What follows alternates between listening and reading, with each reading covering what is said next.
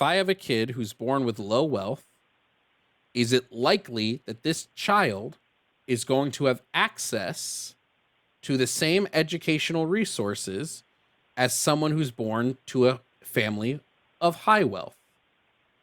Are you saying somebody in poverty doesn't have a phone and access to the internet? Because last I I checked, said just about exactly what all I said. Which of these children will have better access to educational resources?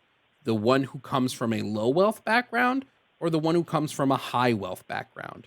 Who is more likely in to have today's world, access unless to you're saying better poverty, educational resources? If I have a family that's living paycheck to paycheck and they spend most of their money on food because they don't have a lot of disposable income, they might have zero.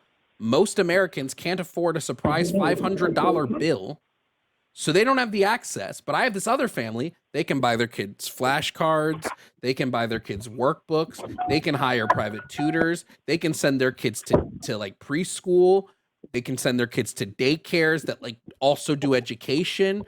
Which of these children is going to have access typically to better educational resources?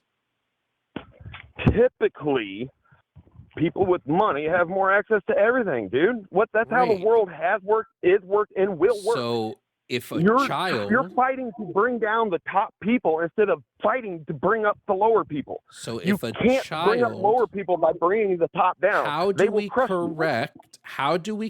correct an educational issue where one child, their entire lives are forced, based on no fault of their own, to receive a poorer quality education? How do we correct this, which is glaringly a systemic issue, because the system isn't correcting this to begin with?